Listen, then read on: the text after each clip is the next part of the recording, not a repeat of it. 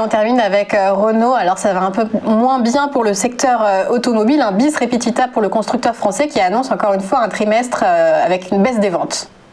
Exactement, Renault qui déçoit encore les investisseurs. Alors juste pour rappel, Renault ça faisait 13,2 milliards de chiffre d'affaires en 2018, puis plus que 12,5 en 2019, et cette année ça fait plus que 10 milliards sur le premier trimestre. Donc elle a encore publié des chiffres qui étaient moins bons que le premier trimestre de 2020, alors qu'on était à la crise du Covid au début 2020. Et surtout, ce qui rassure pas les investisseurs, c'est que tous les équipementiers automobiles ou la plupart des autres constructeurs automobiles ont battu les attentes, ont réaugmenté les attentes pour les prochains trimestres, etc. Et ont battu le consensus des analystes la plupart du temps, ce qui n'est pas le cas de Renault. Renault aussi inquiété parce qu'ils ont été impactés par les taux de change au niveau du chiffre d'affaires.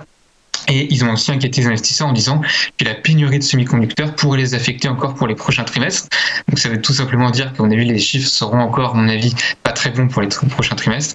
Et donc la direction de Renault a précisé tout de même qu'ils essaieraient de faire en sorte de privilégier les véhicules haut de gamme de manière à conserver des marges et des flux de trésorerie positifs pour les prochains mois. Néanmoins, il faut se rappeler qu'en 2019, Renault perdait 141 millions. Cette année, en 2020, elle a perdu 8 milliards, cette société.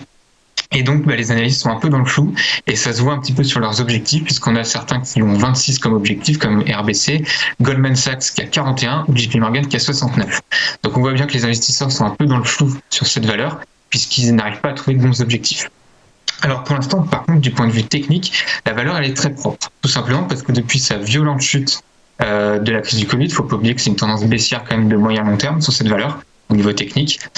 On avait rebondi sur un niveau très important qui était les plus bas historiques quasiment de la valeur, qui avait été testé par exemple lors de la crise des subprimes en 2007-2008. On avait rebondi donc sur ce niveau à 15 € et on avance par trading range, là encore, toujours les trading range décidément dans ce marché.